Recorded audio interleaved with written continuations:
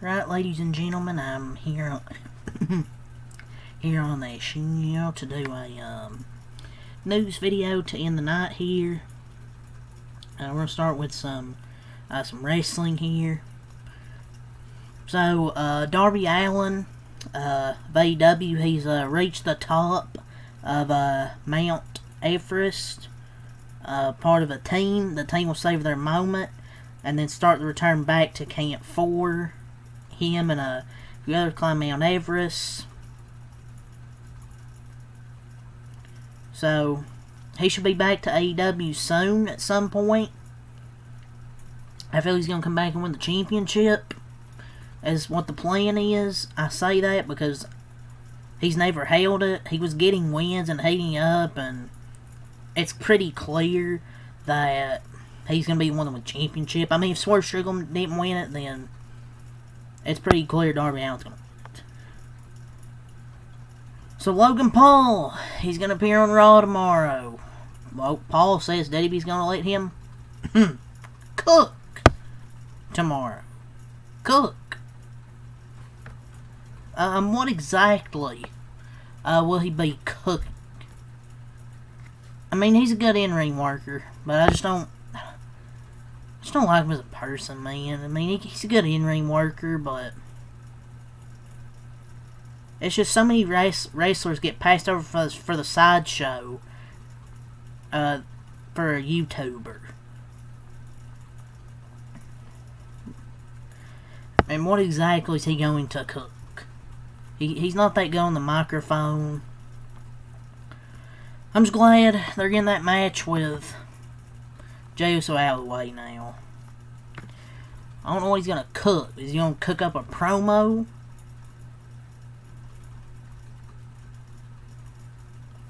So Natalya apparently attacked a fan following her match in, what is this, NWA, I think, the other day. And I don't know, I guess he must have maybe fucked around and found out. I don't know what the context was. I don't know what was said, or that's all it showed was she slapped a fan. But I don't know. This might have been just like a plant. So I feel it's just fucking kayfabe. So John Cena talked about R-Truth and said, "How in the space-time continuum can I be his childhood hero when he's 150 years old? Doesn't make any sense." Actually, he's 53 years old. This retirement tour, I'm not gonna lie, is kind of disappointing. And I'm tired of, oh, that's the point. No, that it is an excuse. Like, oh, they explain this.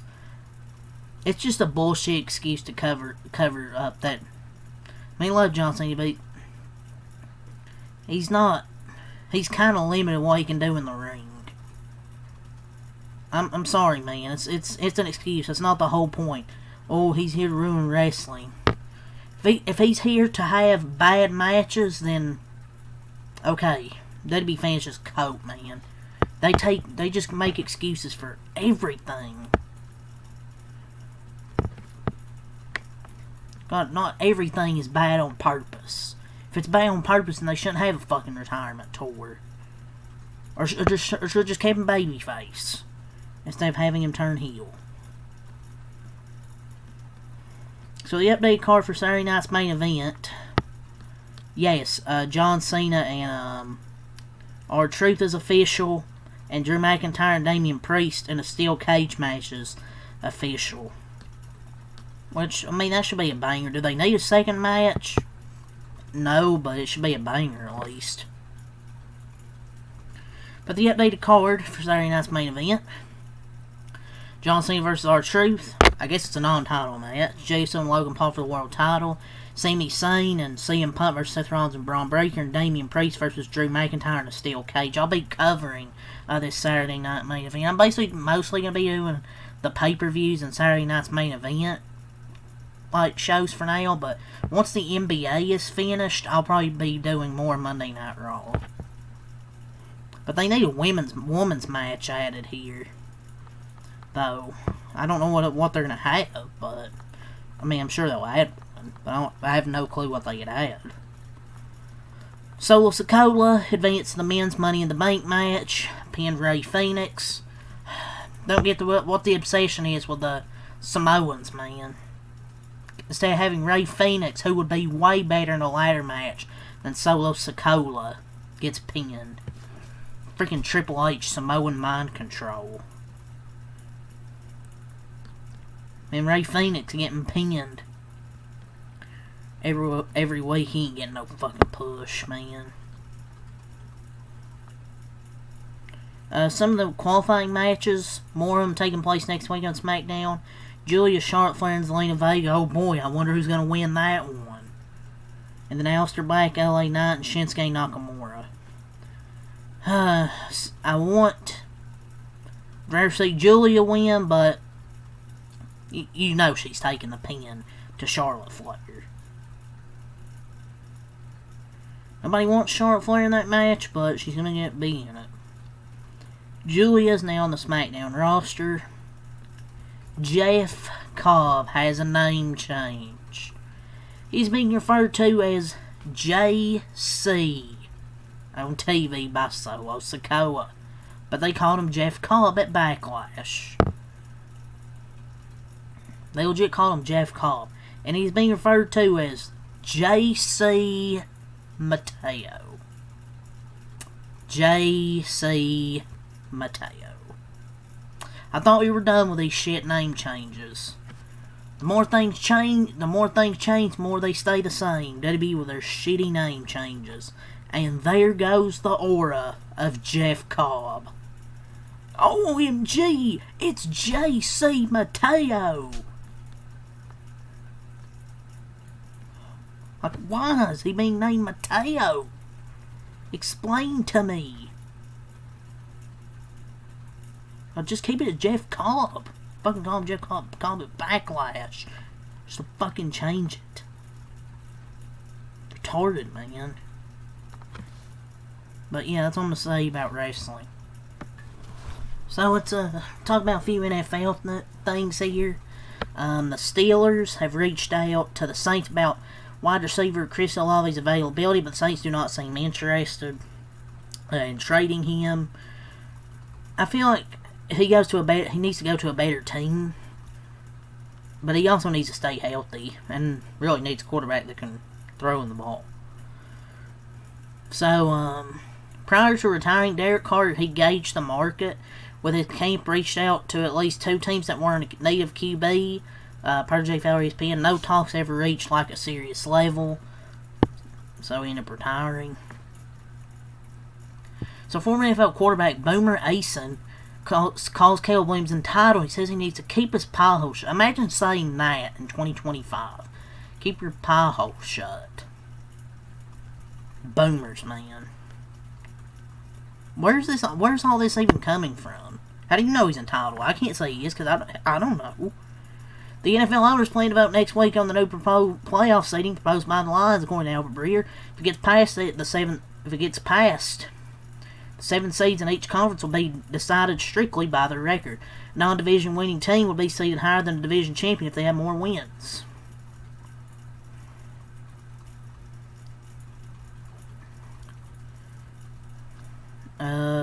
So Brock Purdy got a big contract extension.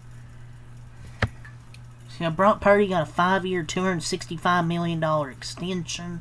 They were major changes this offseason, moving on from several key players. All with the understanding they'd soon be paying Brock Purdy a massive contract after having the best bargain in football the past 3 years. So he gets 5 years, $265 million. That's $181 million guaranteed. Shout out to him for balling out though and getting paid. I mean, I wouldn't say it's that bad of a contract compared to where more QBs will probably get paid more money. I mean, it's pretty expensive. But hey, shout out to him, man. Mr. Irrelevant. From Mr. Irrelevant to getting paid $265 million. I mean, I don't know if I would pay him that much, but I don't know if it'll look as that bad of a contract compared to what others will probably get as the years go on. But yeah, it's all the NFL. Not really much. There are a few things, but not really much. So for the NBA, the cheapest tickets for Game 1 of the conference finals, Pacers Knicks is $671. Timberwolves $370.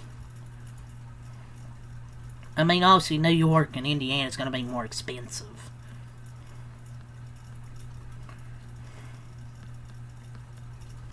So Paul Pierce, he called out the Knicks.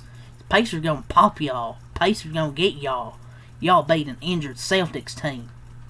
Injured Celtics team? Who was injured? Besides Jason Tatum, who else was injured? Fuck out of here, man. Celtics lose and their fans make excuses, including their one of their all-time great players. Have some shame, man. So, before Game 7, Kendrick Perkins was talking about Nikola Jokic, and he said, Jokic wouldn't have wanted this smoke. Kobe said I was the best post defender in the league. Jokic wouldn't want that smoke. Dude, he would drop 50 on you, man. And Kobe never said this. Come on, dude. They would toss him out of the league for what he would commit to you. Now, y'all idiots talking fucking crazy, man. So, Windhorse on a potential Giannis for Evan Mobley swap. If the Cavs would have the chance to trade for Giannis, I would make that move. These seems of fucking desperation. ESPN trying to get fucking clicks. So, Rudy Gobert broke up with his pregnant girlfriend at the start of the NBA playoffs, telling her to move out of his home and take their 1-year-old son with her. Pandeo face, what? That's sick work, man. His girlfriend's pregnant. He's like, oh, move out of my home.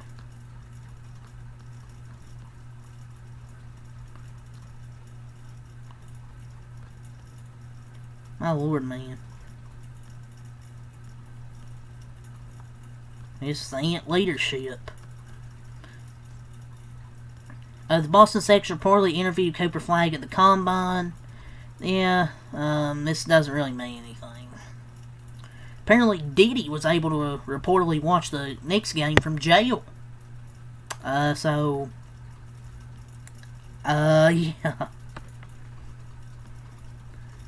the Superman commercial, Jason Tatum was pulled following his Achilles injury. An anonymous Eastern Conference executive says that if you put Giannis on the Spurs, they'd be the favorites to win the championship. I wouldn't say they'd be the favorites to win. Lonzo Ball says he envisions the Hornets drafting Dylan Harper and LaMelo Ball getting traded to the Clippers. Yeah, he ain't getting traded to the Clippers, buddy. I'd like to see him playing a bigger market, but I don't think that's happening.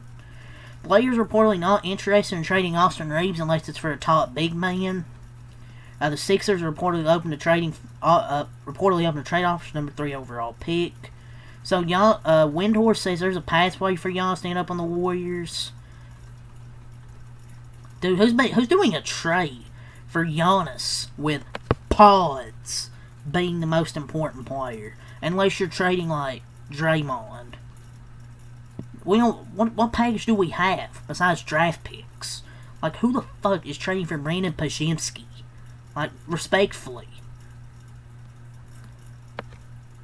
So, let's talk about a little NASCAR here. Multiple supercar drivers are expected to enter the Chicago Street Course race in July.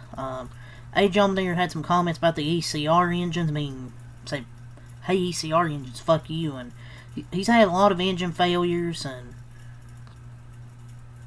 And when you have 2 last place finishes and earn a total of 2 points in those races because early engine blown engines, yeah, you got every right to be pissed off. And Childers told NBC Sports on Friday, North Wilkesboro, they yet to talk to him in there, but expressed his displeasure with the comments. Hey, how about you build better fucking engines, Richard? It's like the second time it's blown up. Corey Haim and Lane Riggs drama. Corey Haim told me he raced like a fucking idiot. You need to calm down or I'm going to take care of you. He ain't going to do nothing. So the U.S. Secretary of Defense Pete Hegseth will serve as the Grand Marshal of the Coke 600. Ronnie Chiller's back in the Cup Garage, first time since parting ways with Spire. He has a lot to enjoy right now, but he's making clear with every conversation that he wants to be in a pit box. Hey, Hendrick, you should get him. Be there for Chase. Josh Berry said he'll be honest, he's watched ARCA races and they're horrible. Is he wrong? But yeah. And Cleese McFarland will run the Charlotte race for ARCA. That's all I'm saying tonight. I'm out. Peace.